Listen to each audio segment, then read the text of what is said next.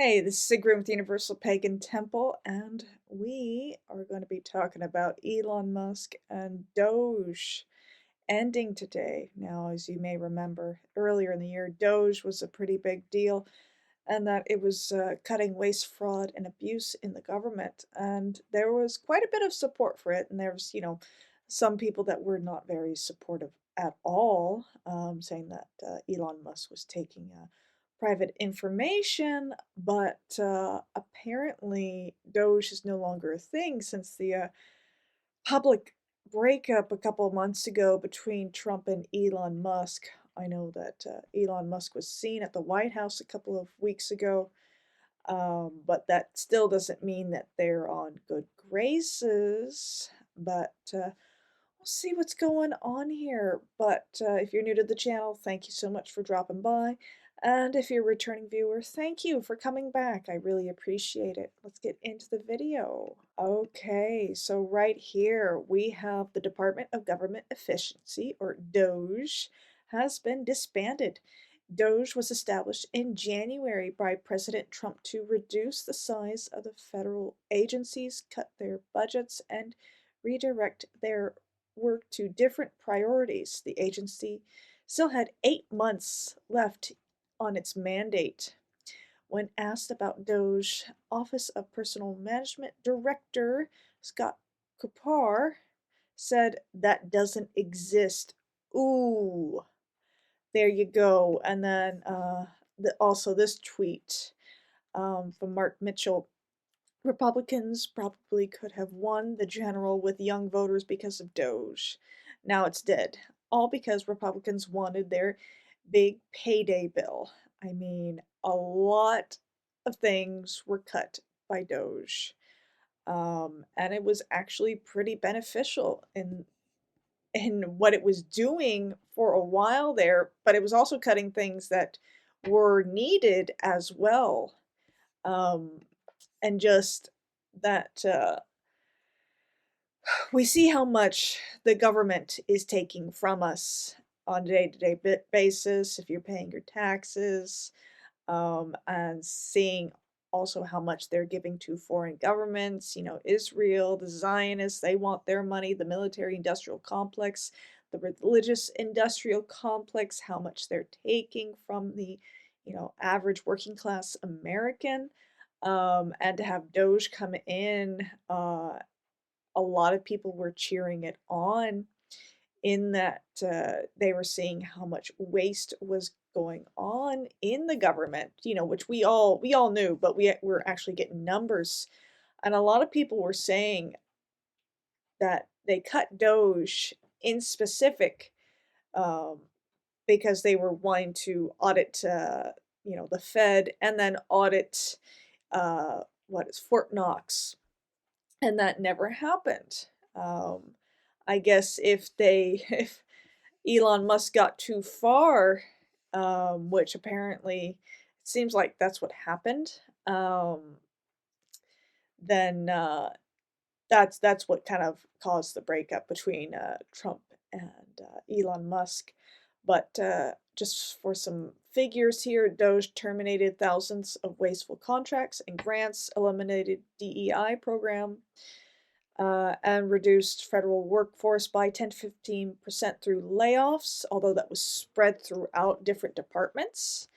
Return to office mandates, and I really think that's actually kind of silly. Working from home actually cuts down on office nonsense. I've heard that a lot of people that started working from home, they don't stand around the water cooler just wasting time. Early retirements, claiming up to 160 billion in savings, with verified figures closer to 50 to 150 billion.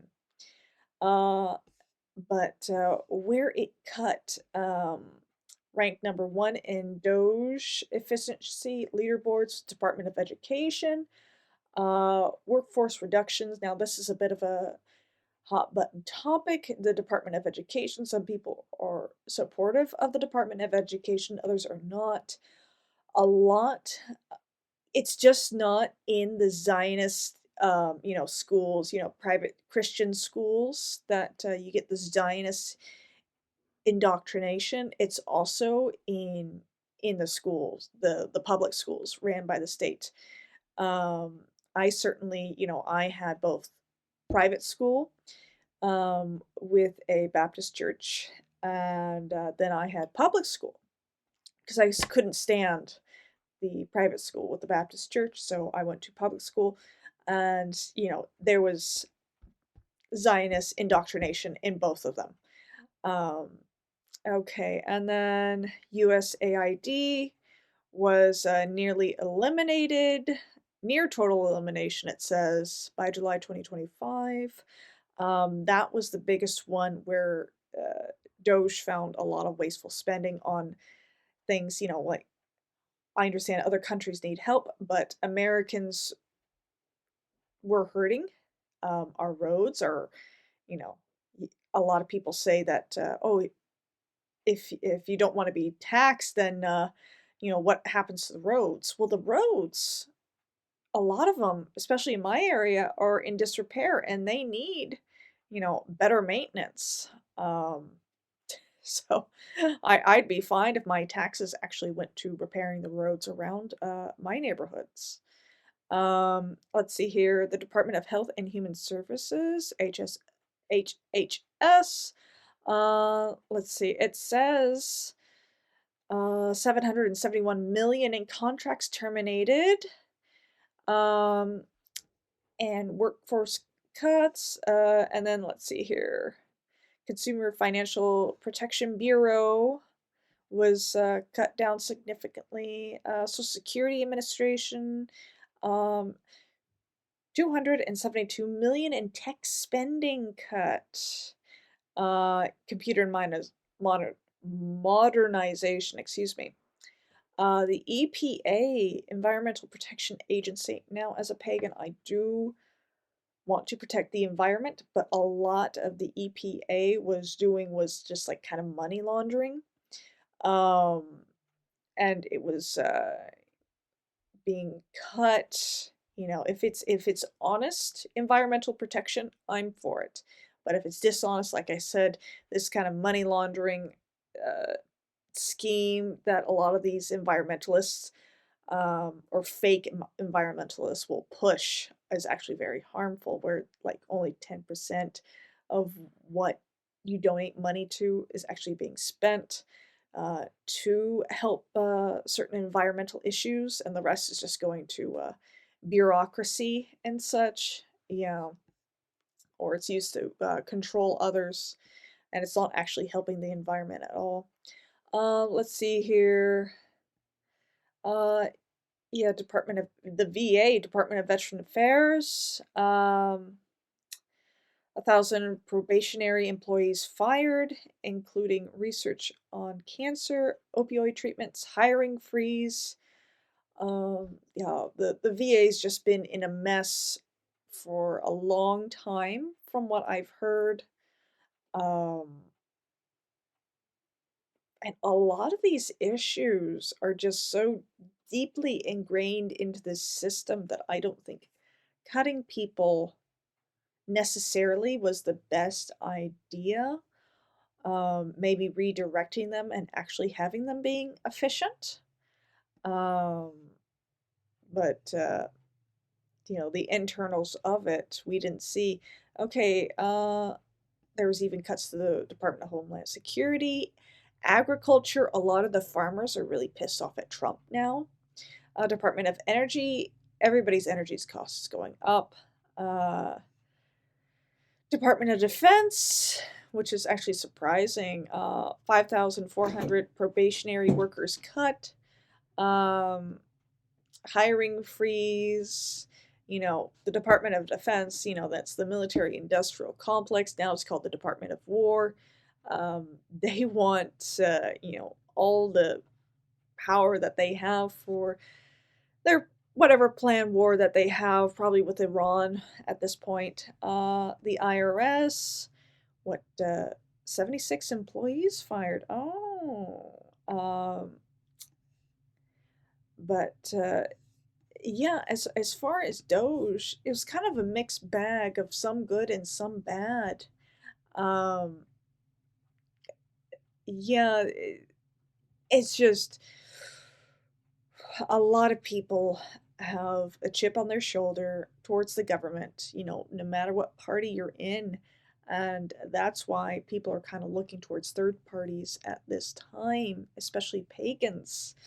We're looking at third parties in that we can't trust the Republicans and we can't trust the Democrats. Um, People are looking towards the Green Party or the Libertarian Party. We're a lot of independents now because this waste, you know, what Doge represented, cutting back wasteful spending. What the biggest thing we could do, in my opinion, is cut spending to the military industrial complex for Israel. And I keep on hearing rumors, oh, we're going to cut back. No, I have not seen it. I've only seen, their more defensive actions to align with whatever Netanyahu and Israel wants. I don't see any positivity coming in that regard of cutting back. Whatever they say, oh, Israel's going to cut back on getting money from America. I doubt that. I doubt that very much. That's just to placate. It's a lie. It's a flat out lie. It will never happen until you know the Christian Zionist movement within America, the religious industrial complex, is kind of almost gone.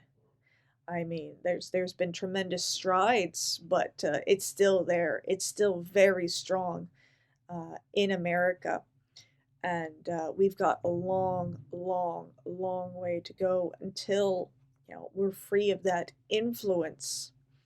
But being pagan is one of the best things that you could do to stand up against this religious industrial complex because they don't like pagans.